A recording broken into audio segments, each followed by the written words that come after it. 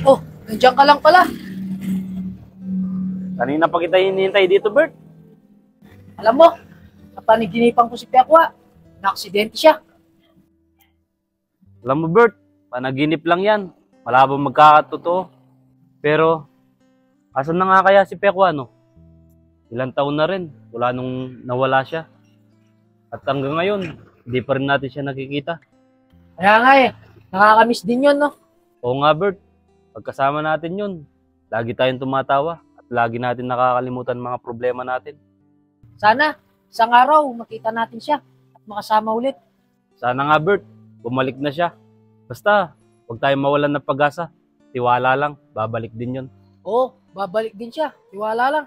Tara.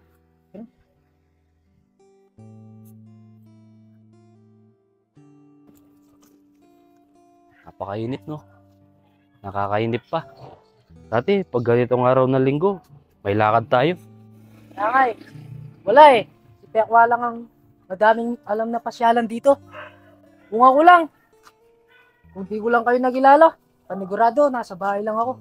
Pati naman ako, Bert. Kung di ko lang nakilala si Pekwa, panigurado, nasa bahay lang ako. Oh, paano ka, Tos?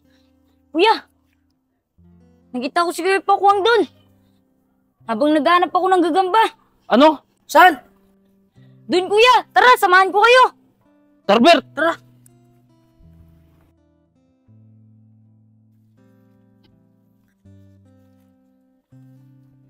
Kuya, diyan sa bahay na yan. Diyan ko siya nakita. Sigurado ka ba, Tos? Kasi Pokwang talaga yung nakita mo dyan. Oo kuya, kitang-kita ng dalawa kong mata. Tara, puntahan na natin. Wag mo na, Bert. Bakit naman? Di ba, tagal na natin siyang hinahanap. Ito na yung pagkakataon para makausap natin siya. Oo, Bert.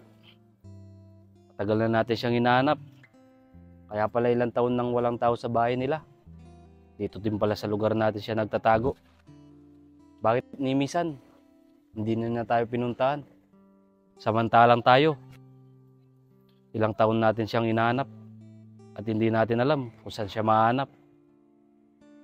Kuya, ayun siya. Oo nga, Tos. Hindi ka nagkamali ng nakita. Si Pokwang nga, oh. Ngayon, alam na natin kung saan siya mahanap. Tara, umuwi na muna tayo. Tara kuya.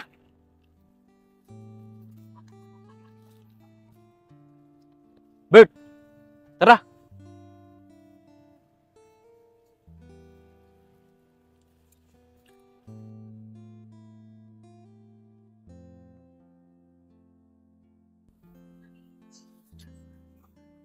Ngayon, alam na natin kung saan siya mahanap.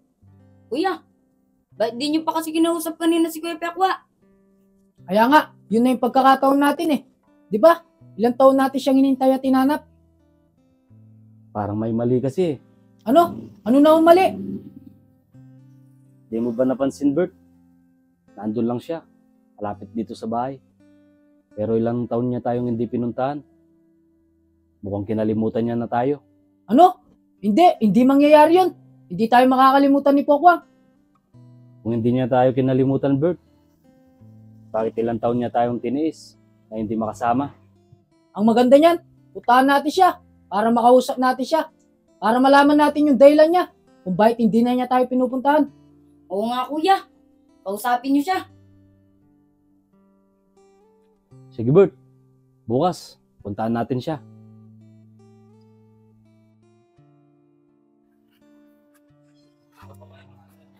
Huwag ito, Bert. Ito yung bahay na tinuro ni Brutus kahapon. Sige na, tawagin mo na si Pokwang.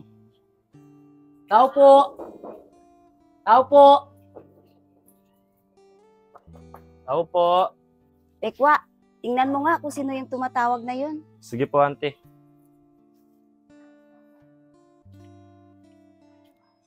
Sino po sila? Pok, namiss kita. Pre, tagal ka na namin hinihintay. Andito ka lang pala.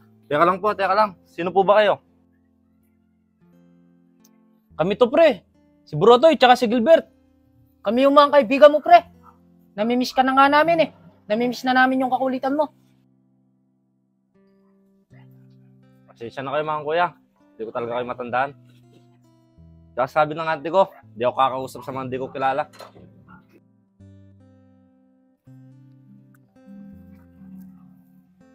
Sabi ko naman sa'yo, Bert, kinalimutan niya na tayo eh. Tara.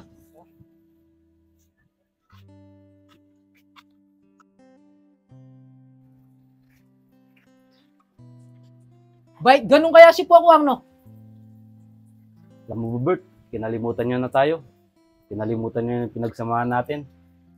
Hindi, naglolo ko lang yun. Alam mo naman yun, palabiro lang siya. Biro pa ba yun, Bert? Nakita mo naman, sinaraduhan na tayo ng gate. Basta, naniniwala ako, nagbibiro lang yun. Teka, Bert!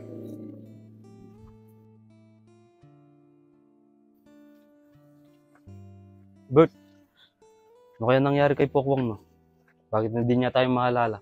Ewan ko nga din eh. Ayun siya, oh! Pok!